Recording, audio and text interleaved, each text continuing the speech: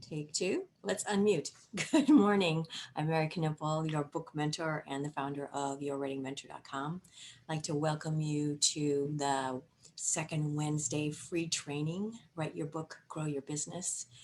Get those fabulous ideas and your expertise out of your head and onto the page and out into the world so that the readers and the publishers who are looking for you can find you. What we're going to talk about today specifically are things that new authors can do to help themselves be found and to build a relationship with who is looking for them and their expertise. Just a little bit about me. I am a journalist. I have been helping people for over 35 years to write the stories that they have been holding back so that they can be seen as the experts that they are in their field. I started writing in a journal when I was 11, so I know the power of the pen and how transformative is when we have a conversation with ourselves on the page and how we can use what we discover in our journals as a way to connect with the world. I am a book mentor, and specifically that is guiding you in getting those ideas out of your head and getting them to the process, through the process of being able to find a publisher or to self-publish yourself.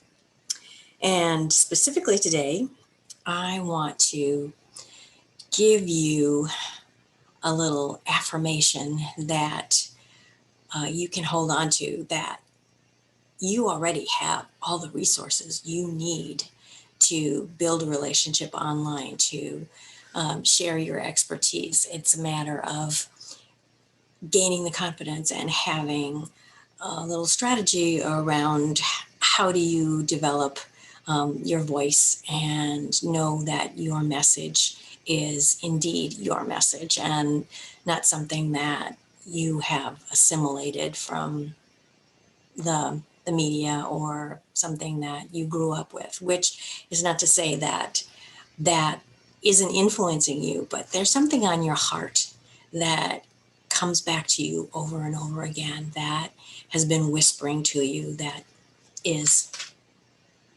a distinct, unique message that's yours alone, because your story matters and no one can tell your story from your perspective except you. It happened to you and it affected you in a very significant way so that you knew you had a destiny. And I'm a firm believer that if you don't share your message that you have been designed and gifted with to share with the world, that somebody else is not going to have the life that they were designed to have because they didn't receive that piece of information that you held. And I like to describe it as thinking about a beautiful tapestry that is very intricate design, and your story is one thread in that tapestry. And when yours is missing, then that tapestry is not as brilliant as it should be because there's something critically missing. And with that said, I would like to start with something that you probably have been exposed to. You have been reading other people's that you know that they're sharing information, they're sharing their expertise, and they are establishing themselves as a go-to person in your industry. And if you're not doing this or you're not doing it on a routine basis, then I highly encourage you to write this down. That number one, you should be blogging. You should have continuous information on your website that reflects who you are, what you stand for, that you are being a resource for those in your industry, that you are encouraging, that you are inspiring. You're sharing information about your industry and you're letting people know who you are and what you stand for. So this is the number one way that you can build your relationship online, is to present yourself, all of you, not just I have this for sale or I'm going to be appearing here and come and see me, which isn't happening in person, but you certainly have virtual events where you're inviting people to, and certainly your blog is a way for you to be engaging in that way, but it should be 80% where you are inspiring and encouraging and educating, and then 20% that it's, hey, I'm going to host this class and come and join me. But it's the foundation is building your relationship. And this is a way for you to be visible all the time, because the Google bots love new information. So every time you post a blog, it's like you launched a brand new website. So that is a key thing that you can do for yourself. And yes, being active on social media is great, but you have to remember that all of your followers on Facebook, all of your followers on Twitter, they're not someone that you're going to send information to, that they're going to engage. You don't retain that their email addresses. You can't call them up and say, hey, I'd like to get your feedback on this. But on your website and your list, you can do that. So the second thing is to have a list, to be building that relationship on a more intimate level, that you show up in their inbox and really engage with them. It's like, so that you know what they're doing, what they want to know about, and how you can best serve them.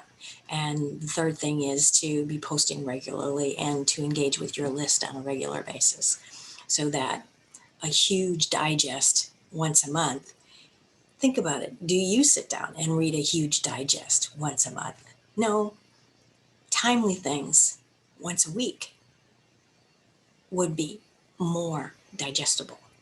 So keep in mind who your audience is and what their time frame is to be able to engage with you, and be cognizant of that. Keep that top of mind, and always how you can serve them, how you are solving a problem for them, how you are helping them have the best life possible.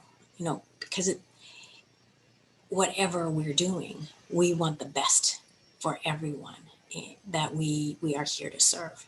My thing is that I want you to have the confidence that your story matters, and that you can articulate who you are and what you do, and how you are passionate about engaging with those who need you.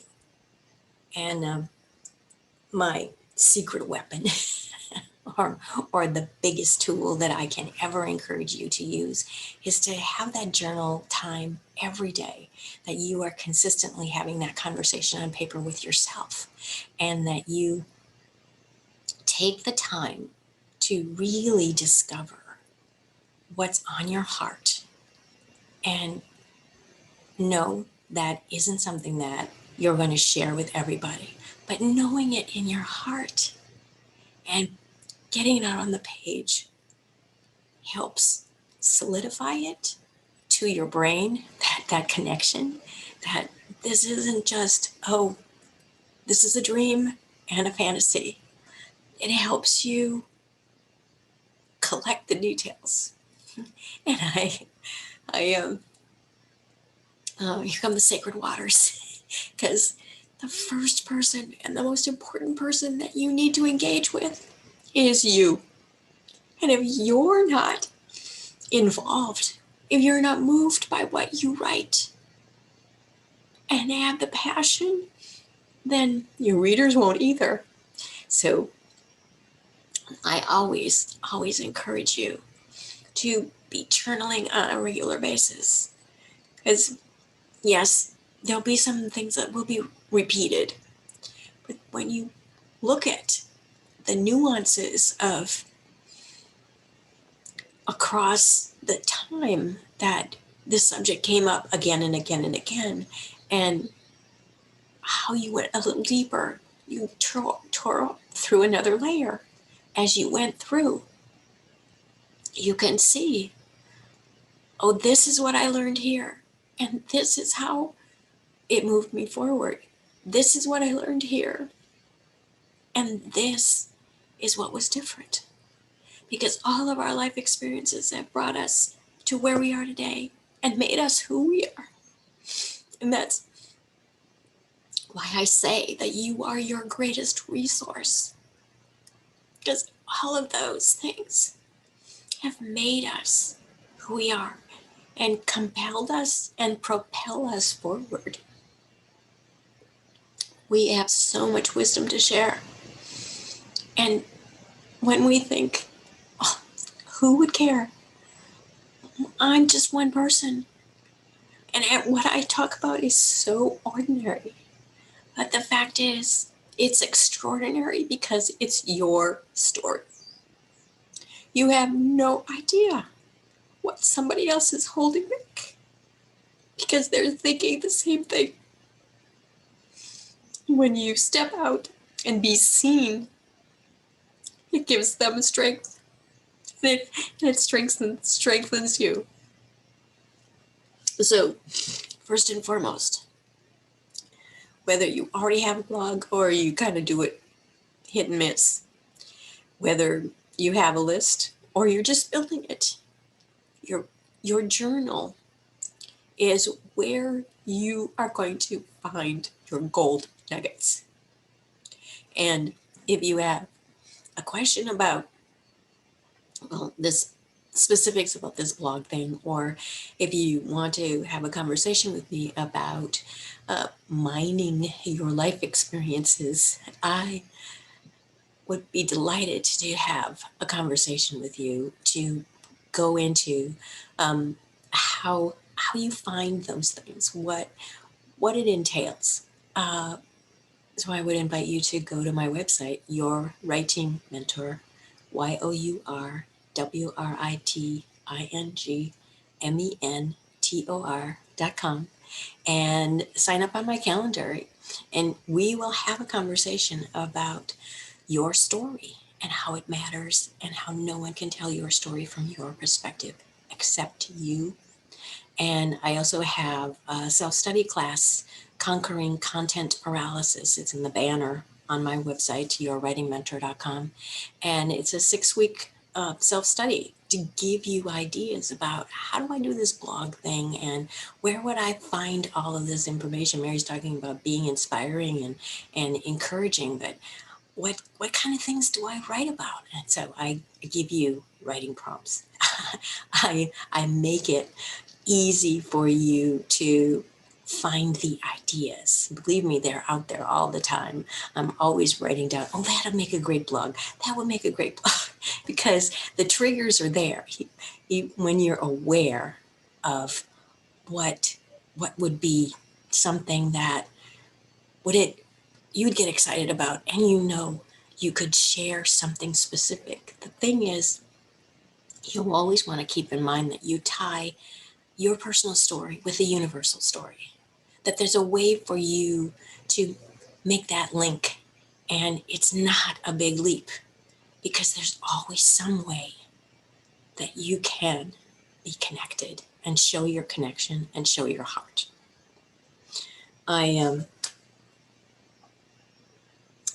So let me just check my notes here. I want to make sure that we have touched on what was most important today, that your story is just incredibly valuable.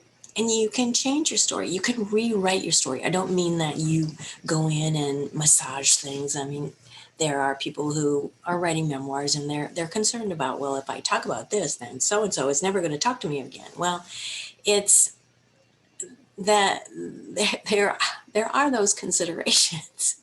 However, it all boils down to the fact that you are living your life from the inside out, and you're not unless you have some incredible gift and are very, very, very, very insightful.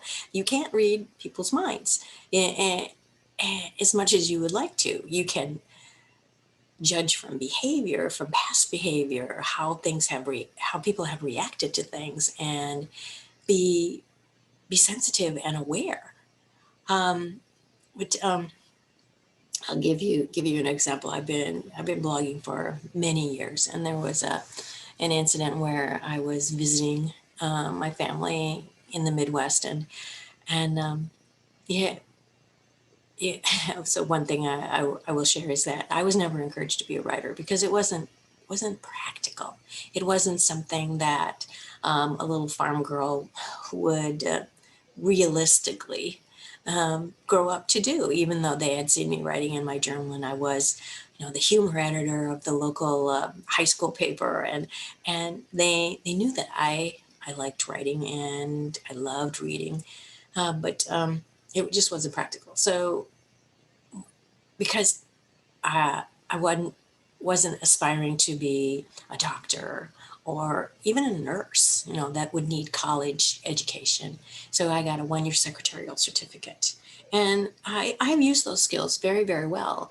And as a writer, being able to type very fast comes in handy. And as an editor, it comes in very handy to be able to be grammatically correct. However, writing in a journal doesn't require those things. And in fact, I encourage you not to stop and think, did I need a semicolon there? Is this a run-on sentence? No, no, no. I encourage you to just set the timer and let your hand move across the page, and definitely let your hand move across the page, because it puts you in a totally different part of your brain when you are typing on a keyboard. It's pen and paper, and it can be, note paper, it could be a spiral bound, it could be, something, it can be plain paper. But it definitely is paper and pen.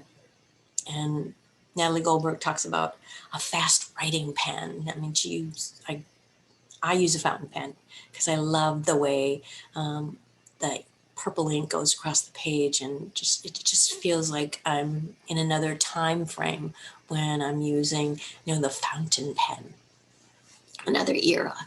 And anyway, I was giving you an example of one of my blog posts, and I was visiting the Midwest, and my mother was in the hospital, and so my sisters and I were, taking a little break, and I was writing a blog about being in the hospital with my mother, and I let one of my sisters read the blog, and she looked at me and she goes, "That didn't happen. You never did that."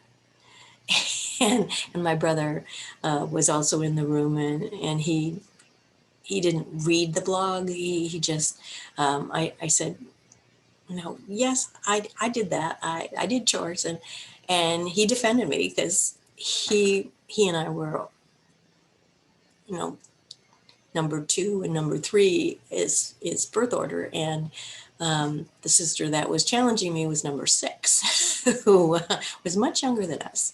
And he said, "You don't remember because you were a toddler in the house, and she was outside. Yeah, she did some chores." So it's your perspective, and you got to remember you're telling your truth. And okay, I will give the caveat that if there's a certain situation that could be sensitive, then you approach it with sensitivity. But the wisdom that you have assessed from your life experience is your wisdom, and the message that you are to deliver with that wisdom is not meant as a weapon against anyone. It's only meant, in my opinion, as a way for you to illustrate, this is what happened to you, and this is what I learned from it. And you, the reader, take away what you will from this incident. And yes, I will agree that